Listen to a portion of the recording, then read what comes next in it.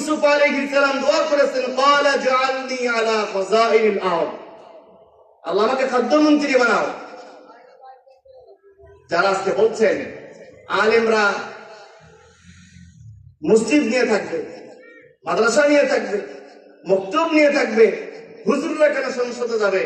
হুজুরদের ক্ষমতায় যাওয়ার লোভ ধরেছে। তাহলে ইউসুফ আলাইহিস সালামকে ক্ষমতায় যাওয়ার লোভ ধরেছিল?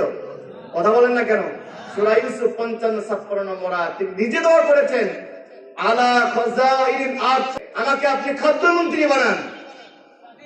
আজিজে মিশরের স্ত্রী জুলাইখা তাকে অফার করলেন, ওয়াগাল্লাকাতিল আবওয়াবা ওয়াকালাত হাইতা লাক, ক্বালা মাআযাল্লাহ ইন্নাহু রাব্বি আহসানা মাসওয়া। সব দরজা ক্লোজ করে দেওয়া হলো। জুলাইখা বলল, ক্বালাত হাইতা লাক, আমার কাছাকাছি হও, আমার কাছে আসো। ইউসুফ আলাইহিস সালাম বিপদ, এই বিপদ সংকুল অবস্থায় বললেন, মাআযাল্লাহ, আমি আশ্রয় চাই কার? আল্লাহ তাআলা। ইউসুফ আলাইহিস সালাম তাকে জেলখানায় দেওয়া হলো।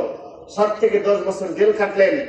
জেলখানা থেকে বেরিয়ে এসে তিনি এবার আল্লাহর কাছে দোয়া করতেছেন, ক্বালা জাআলনি আলা খাযাইনিল আরদ, আল্লাহ তুমি আমাকে মিশরের খাদ্যমন্ত্রী বানাও। সুবহানাল্লাহ বলবেন না? নবী দোয়া করতেছেন, কি হতে চায়? খাদ্যমন্ত্রী। সূরা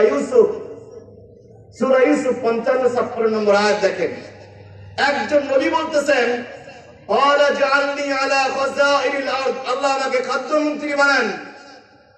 আজকে এক শ্রেণীর মানুষ যারা নাকি বলছে ইসলামী রাজনীতি বলতে কিছু নাই, ইসলামে মন্ত্রী হওয়া, এমপি হওয়া এগুলো হুজুরদের কাজ নয়, এগুলো মুসারু, মদারু, এরপরে গুন্ডা মাস্তান টাইপের লোকের কাজ, এরকম বলে কি বলে না?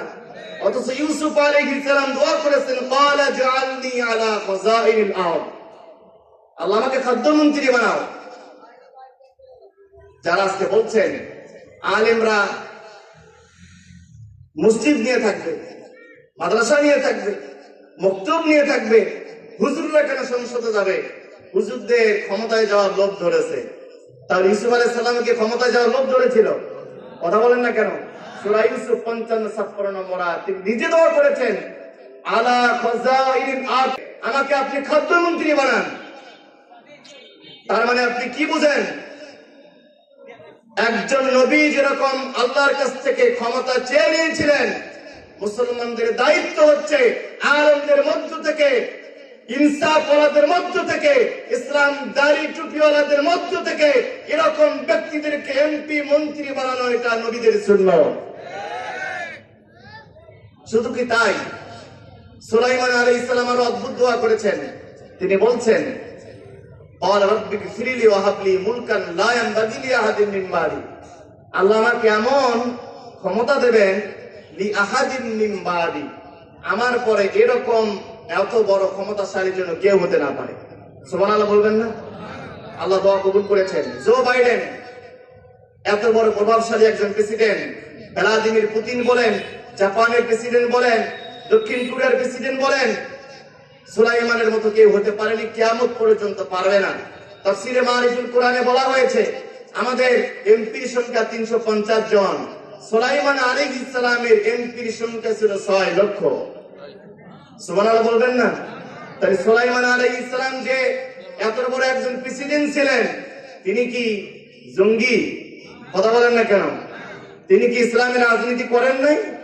ইসলামের রাজনীতি করে তিনি মন্ত্রী হন নাই, এমপি, তিনি প্রেসিডেন্ট হন নাই। সুতরাং এসব তথ্য মিস ইনফরমেশন। কোরআনের মেসেজগুলো আমাদের বুঝতে হবে, কোরআনের মূল তথ্যগুলো বুঝতে হবে, কোরআনের মূল স্পিরিটটা আপনাকে বুঝতে হবে। কোরআনের পৃষ্ঠায় পৃষ্ঠায়, জায়গায় জায়গায় আল্লাহ বলছেন, আল্লাহ পাক বলছেন, যদি কোন দেশের মানুষ দুইটা কাজ করে, ঈমান আনে আর তাকওয়ার পথ অবলম্বন করে, আল্লাহ ওই রাষ্ট্রের, ওই এলাকার, ওই কমিউনিটির আসমান এবং জমিনের সমস্ত বরকতের দরজাগুলো খুলে দেন। এদেশে লোহার খনি আছে, এদেশে অসংখ্য খনিজ সম্পদ আল্লাহ দিয়েছেন, আমরা কেন কাজে লাগাতে পারতেছি না? এর কারণ হলো কোরআনকে আমরা এখনো সেই জায়গা মতো দিতে পারিনি।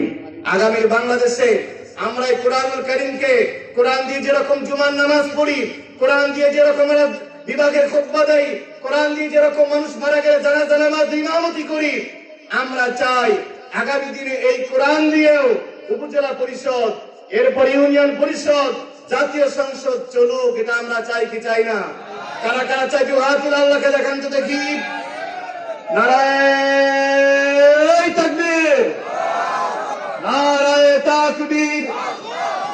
আল কোরআনের আলো, তোমার নেতা আমার নেতা।